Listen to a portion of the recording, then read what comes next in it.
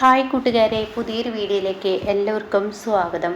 അങ്ങനെ ഇനി ഷ്യാം ഇതൊക്കെ പറയുമ്പോൾ താൻ എന്താണ് ഇവിടെ ചെയ്യേണ്ടത് എന്ന പ്രതിസന്ധിയിൽ ഇങ്ങനെ നിൽക്കുകയാണ് കേട്ടോ. എന്നാൽ ഈ സമയം ഷ്യാം അകത്തോട്ട് പോവുകയാണ്. അനുചേച്ചിയും ഇന്ദ്രേട്ടൻ ഇതൊരിക്കലും ചെയ്യില്ല എന്നൊക്കെ പറഞ്ഞ് ഷ്യാം പോവുകയാണ് കേട്ടോ. ഇതേ സമയം അനുപമയാണെങ്കിലോ ഇന്ദ്രനോട് പറയാണ്, ഇന്ദ്രേട്ടാ എന്താ ഇനി വഴി? അയാൾ ഇവിടെ ഇല്ലല്ലോ. CCTV ദൃശ്യങ്ങൾ കിട്ടിയെങ്കിലല്ലേ നമുക്ക് ഇവർക്ക് മുന്നിൽ നമ്മുടെ സത്യാവസ്ഥ തെളിയിക്കാൻ പറ്റത്തുള്ളൂ. അപ്പോൾ അത് കേട്ട ഉടനെ ഇന്ദ്രൻ പറയുന്നുണ്ട്, എടോ അതൊക്കെ സമയമാവുമ്പോൾ അതിൻ്റേതായ ആ സമയത്ത് നടക്കും. എന്തായാലും ഇവരുടെ നീക്കം എന്താണെന്ന് നമ്മൾ ആദ്യം അറിയട്ടെ. താനും ഞാനും മാത്രം മതി ഇവിടെ ക്യാമറ വെച്ച് വിവരം അറിയില്ല, മറ്റുള്ളവർ ആരും അറിയരുത് എന്നും പറയുന്നുണ്ട് കേട്ടോ. അങ്ങനെ ഈ സമയം മാഷിൻ്റെ അരികിലോട്ട് ശബരിയും അതുപോലെ തന്നെ രഘുവും ചെല്ലാണ്. എന്നിട്ട് അവർ ചോദിക്കുകയാണ്, എന്താണ് കാര്യങ്ങൾ എന്നൊക്കെ ഇങ്ങനെ ചോദിക്കുന്നുണ്ട് കേട്ടോ. അപ്പോൾ ഈ സമയം മാഷ് പറയണേ, എൻ്റെ കുഞ്ഞിൻ്റെ അവസ്ഥ എന്താണെന്ന് എനിക്കറിയില്ല. എന്തായാലും രഘു, ഞാൻ എൻ്റെ മകളെ രക്ഷിക്കാൻ ശബരി എന്തായാലും ഇറങ്ങിയിരിക്കും. അപ്പോൾ അത് കേട്ടോടെ തന്നെ ശബരി പറയണം, അതിനൊന്നും ആവശ്യമില്ല, ഇന്ദ്രേട്ടൻ തന്നെ ചെയ്തോളും എന്നൊക്കെ എന്നെ പറയുന്നത് കേട്ടോ. അത് മാത്രമല്ല, ഇന്ന് ഇന്ദ്രേട്ടൻ CCTVയുടെ കടയിൽ വന്നിരുന്നു എന്നുള്ള ആ ഒരു ന്യൂസൊക്കെ നേട്ടം പറയുന്നത് കേട്ടോ. അവിടെ വെച്ച് കണ്ടു, മൊബൈൽ ഷോപ്പിലാണ് വന്നത്, എന്താ കണ്ടു എന്ന്, എന്താ സംഭവം എന്ന് അറിയത്തില്ല. എന്തായാലും അതിനെക്കുറിച്ച് കൂടുതൽ തിരക്കാനുണ്ടെന്ന് പറഞ്ഞിട്ടോ. ഇത് കേൾക്കുന്നതിനോടുകൂടി മാഷിനും ഒരു സമാധാനമൊക്കെ ആവുകയാണ് കേട്ടോ. ഇതേ സമയം ശബരിയെ വീട്ടിൽ കൊണ്ടുവിടുകയാണ്. അപ്പോൾ ദയാണെങ്കിലോ ഇപ്പോൾ ഞാൻ പറഞ്ഞത് ആർക്കും ഇവിടെ പിടിക്കുന്നില്ല. ദയാണെങ്കിലോ ഒരു അഹങ്കാരിയാണ്, എന്തും എടുത്തിട്ട് പറയും, അതാർക്കും ഇഷ്ടപ്പെടുന്നില്ല. എന്നാൽ ഞാൻ പറയുന്നതിൽ അതിൻ്റേതായ ഒരു സത്യമുണ്ട്. എൻ്റെ അനുചേച്ചി എന്ന് പറയുന്നവർ എന്തൊക്കെ കാട്ടിക്കൂട്ടലാണ് അവർ കാട്ടിയത്. ആ സുശീല എന്ന് പറയുന്ന സ്ത്രീയെ സോഷ്യൽ മീഡിയയിൽ നല്ലൊരു അടിപൊളി ആളാക്കി മാറ്റുകയും എൻ്റെ അമ്മായിമ്മ ഒരു പാവമാണെന്ന് പറയുകയും അമ്മായിമ്മക്കെതിരെ നല്ല അടിപൊളി സംസാരിക്കുകയും എന്നിട്ടിപ്പോൾ അവർക്ക് എന്താ കിട്ടിയത്? എൻ്റെ ഏട്ടത്തി ചോദിച്ച് വാങ്ങിച്ചതാണ്. പാമ്പിൻ്റെ മാളത്തിലോട്ടാണ് എൻ്റെ ഏട്ടത്തി ചെന്നിരിക്കുന്നത്. അവർ എപ്പോഴും ചീറ്റുന്ന ഒരു സർപ്പമാണ്, അത്രയും വൃത്തികെട്ട സ്ത്രീയാണ്. ആ സ്ത്രീയെ ഈ ലോകത്ത് ആർക്കും തന്നെ നേരാക്കാൻ കഴിയില്ല. കാരണം ആ സ്ത്രീ എന്ന് പറയുന്നത് അവരുടെ സ്വാർത്ഥത മാത്രമേ ഉള്ളൂ. അവരുടെ സ്വന്തം മക്കളുടെ ജീവൻ പോലും അവർ കാരണം ബലിയേടാവുന്നു എന്ന ചിന്താഗതി പോലും അവർക്കില്ല. അങ്ങനെ ഒരു സ്ത്രീയാണ്. ഇപ്പം എന്തേ ഉണ്ടായത്?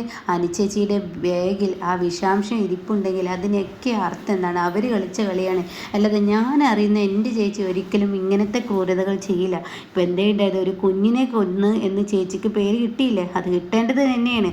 എന്തെങ്കിലും ഈ പറയുന്ന ഞാൻ പറഞ്ഞാൽ നിങ്ങൾക്കെല്ലാം കുറ്റം. എന്നാൽ ഞാനൊരു കാര്യം പറയട്ടെ, ഞാൻ അന്ന് ആ പോസ്റ്റ് ഇട്ടില്ലായിരുന്നെങ്കിൽ, ഞാൻ ആ പോസ്റ്റ് ഇട്ടിട്ടില്ല എങ്കിൽ അവരിന്ന് പഞ്ചായത്ത് പ്രസിഡന്റ് ആയിക്കഴിഞ്ഞാൽ ഈ നാടിൻ്റെ അവസ്ഥ എന്താണ്? എൻ്റെ അനുചേച്ചി ഇപ്പോൾ ഇങ്ങനെയൊക്കെ ആയിട്ടും ഒരു പഞ്ചായത്ത് പ്രസിഡന്റ് ആവാതെ കണ്ട് എൻ്റെ അനുചേച്ചിയെ ജയിലിൽ കൊണ്ടുപോയിടാൻ നോക്കുന്ന സ്ത്രീ പിന്നീട് പഞ്ചായത്ത് പ്രസിഡന്റ് ആയാൽ ഈ നാട് എന്തായി മാറും എന്നൊക്കെ ചിന്തിച്ചു നോക്കുക എന്നൊക്കെ പറയാനിട്ടാ. അപ്പോൾ ശബരിക്ക് ദേഷ്യം പിടിക്കാണ്. ദയെ, നിന്റെ വാക്കുള്ള അതിര് കിടക്കുന്നു. അപ്പോൾ ഇത് പറഞ്ഞങ്ങ് പോകുമ്പോൾ വാസന്തി പറയണ, ദയെ പറഞ്ഞതിൽ യാതൊരു തെറ്റുമില്ല. വനിത പറയണത് ശരിയാണ്. ഈ അനുപമയ്ക്ക് എന്തിൻ്റെ കേടാണ്? അവരെ പോലെയുള്ളവരെ ഒരിക്കലും സപ്പോർട്ട് ചെയ്യരുതായിരുന്നു. അവരൊരു കണക്കിന് പഞ്ചായത്ത് പ്രസിഡന്റ് ദയ പോസ്റ്റ് ഇട്ടത് കൊണ്ട് ആവാതിരുന്നത് നന്നായി. അല്ല എങ്കിൽ അവരിപ്പോൾ ഇന്ന് പഞ്ചായത്ത് പ്രസിഡന്റ് ആയിരുന്നെങ്കിൽ ഈ നാടിന് പോലും പേദോഷമായിരുന്നു എന്നൊക്കെ ഇങ്ങനെ പറയാനിട്ടാ.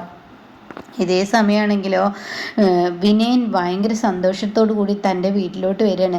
അപ്പോൾ ലംബോദരൻ വന്ന് ചോദിക്കുക, എന്താ മോനെ പതിവില്ലാത്തൊരു സന്തോഷം? എനിക്ക് എൻ്റെ ഭാര്യയുടെ പ്രസവത്തിന് പോകാൻ പറ്റും. എൻ്റെ ആൺകുഞ്ഞിന് ജന്മം നൽകുമ്പോൾ ഞാൻ അവിടെ ഉണ്ടാവും. എന്താ നീ പറയുന്നത്? എടാ, നീ എന്തിനാ ഇങ്ങനെ ഓരോന്ന് കോട്ടകൾ കേട്ട? അതിനുള്ളൊരു വഴിയൊക്കെ എൻ്റെ മുന്നിൽ തെളിഞ്ഞു വരുന്നുണ്ട്. അപ്പോൾ അത് കേട്ട ഉടൻ തന്നെ ലംബോദരൻ പറയണേ, എന്ത് വഴിയാണ് നിൻ്റെ മുന്നിൽ തെരഞ്ഞു വരുന്നത്? അതൊക്കെ ഉണ്ട്, ഒരു വഴി തിരഞ്ഞു വരുന്നുണ്ട്. അപ്പോൾ അത് കേട്ടോടെ തന്നെ, എന്ത് വഴി? അതിപ്പോൾ പറയണം മാമ, അതൊക്കെ ഞാൻ പറയാം. ഈ വിനയൻ്റെ മകൻ പ്രസവിക്കുമ്പോൾ വിനയൻ എന്ന അച്ഛൻ അവിടെ ഉണ്ടാവും എന്ന് പറഞ്ഞാൽ അവിടെ ഉണ്ടായിരിക്കും. മാഷ് തന്നെ എന്നെ അവിടെ വിളിക്കും, എന്നിട്ട് ചീരു തന്നെ എന്നെ അങ്ങോട്ടേക്ക് വിളിക്കുമെന്നൊക്കെ പറയണേട്ടോ. ഇതേ സമയം അങ്ങനെ വിനയന് വലിയ സന്തോഷത്തോടു കൂടിയേ ഉറങ്ങാണ്. പിന്നീട് ചീരു ആണെങ്കിലോ എന്തോ മനസ്സിനൊരു സമാധാനവുമില്ല. മഞ്ചാടി, നമ്മുടെ വീട്ടിൽ ഒരു ദിവസം കഴിഞ്ഞില്ല ഓരോ പ്രശ്നങ്ങളാണ്. അപ്പം മഞ്ചാടി പറയാണ്, ശരിയാണ്, ഞാനൊരു കുറേ പ്രശ്നങ്ങൾ ഉണ്ടാക്കി, അതിനുശേഷം ഇപ്പോൾ വേറുള്ളതായത്. ചേച്ചിയാണെങ്കിൽ അങ്ങനെ ഓരോരുത്തർക്കും ഓരോ പ്രശ്നമാണ്. ഇപ്പം അമ്പിളി ചേച്ചിക്ക് എല്ലാ സമാധാനം കിട്ടിയപ്പോഴാണെങ്കിൽ അമ്പിളി ചേച്ചി കൊടുക്കുമ്പോഴത്തെ ഒരു സംശയവും എല്ലാം കൂടി മനസ്സിനിപ്പോൾ ഒരു ടെൻഷൻ.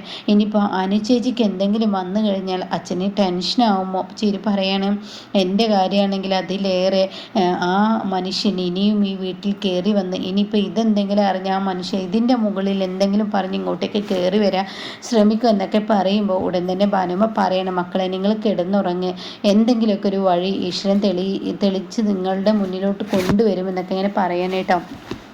അങ്ങനെ പിറ്റേ ദിവസം രാവിലെ ആയി ഇന്ദ്രൻ ഈ പയ്യൻ ഒരുപാട് തവണ വിളിച്ചു നോക്കണം കേട്ടോ.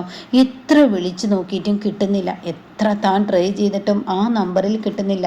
അപ്പോൾ അനുപ് പറയണേ, ഇന്ദ്രേട്ടാ ഇനി എന്താ ചെയ്യുക, പോലീസ് ഇനിയിപ്പോൾ ആ ഒരു സംഭവമൊക്കെ അന്വേഷിച്ച് കൊണ്ടുവരും, പിന്നീടാണെങ്കിലോ ഇനി എന്താ ഉണ്ടാവുമെന്ന് പറയാൻ പറ്റത്തില്ല ഇന്ദ്രേട്ടാ, എന്നെ രക്ഷിക്കാൻ ഇന്ദ്രേട്ടന് കഴിയില്ലേ? അനു നീ സമാധാനപ്പെടുക, എന്തെങ്കിലുമൊക്കെ ഒരു വഴി ഉണ്ടാവും. എങ്ങനെ വഴി ഉണ്ടാവാനാണ്? ആ പയ്യൻ ഫോൺ എടുത്തെങ്കിലല്ലേ CCTV ദൃശ്യങ്ങൾ നമുക്ക് മുന്നിൽ പതിയുകയുള്ളൂ. ഇതിപ്പോൾ ആ പയ്യൻ ഫോൺ എടുത്തിട്ടില്ലല്ലോ, അപ്പോൾ പിന്നെ എന്താ ചെയ്യുക എന്നൊക്കെ ഇങ്ങനെ ചോദിക്കുന്നുണ്ട് കേട്ടോ. ഇതേ സമയം എടോ താനൊന്ന് ടെൻഷനാവില്ലേ എന്ന് തന്നോട് ഞാൻ പറഞ്ഞില്ലേ, തന്നെ ഞാൻ രക്ഷിക്കുക, എനിക്ക് ടെൻഷനല്ല, എനിക്കെൻ്റെ വിച്ചുമോൻ്റെയൊക്കെ കാര്യം ആലോചിച്ചിട്ടാണ്. പക്ഷെ തെറ്റ് ചെയ്യാതെ ഞാൻ പ്രതിഭയുടെ ഒക്കെ മനസ്സിലേക്ക് ഒരു കുറ്റക്കാരിയായി മാറില്ലേ? എൻ്റെ കുഞ്ഞിനെ കൊന്നവൾ, പ്രതിഭയുടെ കുഞ്ഞിനെ കൊന്നത് ഞാനാണെന്നുള്ളത് വരുത്തി തീർക്കില്ലേ എന്നൊക്കെ ഇങ്ങനെ പറയാൻ കേട്ടോ. അപ്പോഴാണ് ശ്യാമ അങ്ങോട്ടേക്ക് ഇറങ്ങി വരുന്നത്. ഇന്ദ്രേട്ടാ ഇന്നിപ്പോൾ ഡിസ്ചാർജാണ്, ഞാൻ പോട്ടെ, ഡിസ്ചാർജ് ആവുമ്പോഴേക്കും ഞാൻ അവിടെ എത്താൻ നോക്കട്ടെ എന്ന് പറയാം. അപ്പോൾ ഇന്ദ്രൻ പറയുന്നുണ്ട്, ഞാൻ വരണോ? ഇന്ദ്രേട്ടൻ്റെതായ വഴിക്ക് പോയിക്കോ, എന്തായാലും ഞാൻ തനിയെ പോയിക്കോളാം എന്നിങ്ങനെ പറയുന്നുണ്ട് കേട്ടോ. അങ്ങനെ ഈ സമയം ഇന്ദ്രനാണെങ്കിലോ ഞാൻ ഒന്നും കൂടി പോയി നോക്കട്ടെ, വേറെ ആരെങ്കിലും കിട്ടുമോ എന്ന് പറയുമ്പോഴാണ് കേട്ടോ ഇന്ദ്രൻ്റെ ഫോണിലോട്ട് വിനയൻ്റെ വേറൊരു നമ്പറിൽ വിളിക്കുന്ന കേട്ടോ. അപ്പോൾ ഉടൻ തന്നെ ഇതിപ്പോൾ ആരാണാവും, ഞാൻ എടുത്തു നോക്കട്ടെ എന്ന് പറഞ്ഞിട്ട് വിനയൻ്റെ ഫോൺ എടുക്കുകയാണ് കേട്ടോ. അപ്പോൾ ഈ സമയം ഇന്ദ്രൻ, ഹലോ ഇതാരാണ്? ഇത് വിനയനാണെന്ന് പറയാം കേട്ടോ. അപ്പോൾ ഈ സമയം എന്താ വിനയൻ നിനക്ക് വേണ്ടത്? അതെ, ഇന്ദ്രേട്ടന് എന്തോ ഫോണിൻ്റെ എന്തോ ഒരു ആവശ്യങ്ങൾക്ക് വേണ്ടിയിട്ടാണ് ആ കടയിൽ കയറിയതെന്ന് എനിക്ക് മനസ്സിലായി.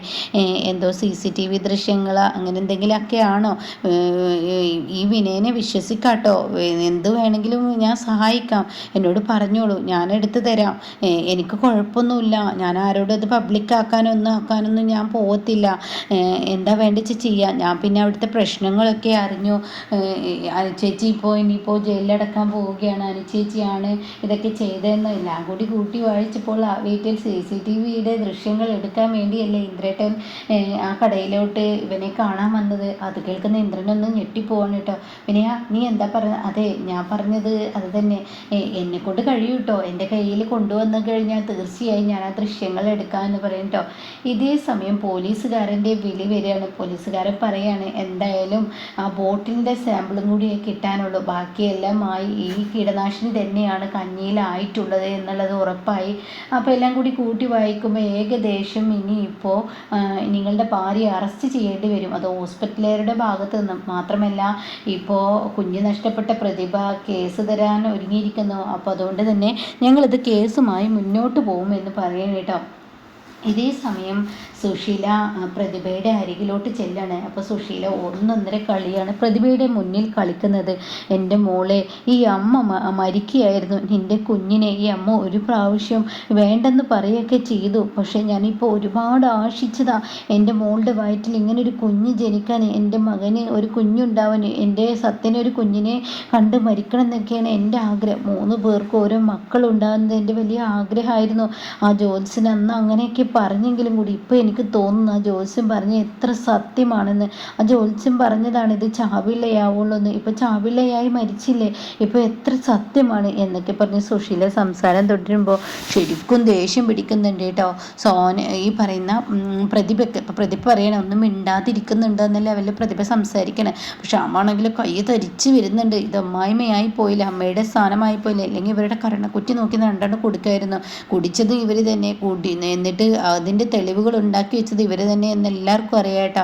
അപ്പോൾ ഈ സമയം സത്യം പറയണ പോകാനുള്ളത് പോയി പ്രതിഭ, ഇനി ഇതിൻ്റെ പേരിൽ എന്തായാലും ഒരു വിഷയമോ കേസിനൊന്നും നിൽക്കേണ്ട, തെളിവുകളെല്ലാം അനുചേച്ചിക്ക് എതിരായിട്ടാണ് വരുന്നത്, അപ്പോൾ അതുകൊണ്ട് തന്നെ അനുചേച്ചി ഇത് ചെയ്യുന്നത് തനിക്ക് വിശ്വാസമുണ്ടോ? അപ്പോൾ തന്നെ പ്രതിഭ പറയാണ്, എനിക്ക് വിശ്വാസമൊന്നുമില്ല, പക്ഷേ ഇതിൻ്റെ സത്യാവസ്ഥ എനിക്കറിയണം, ആരാണ് ഇതിൻ്റെ പിറകിൽ കളിച്ചതെന്ന്.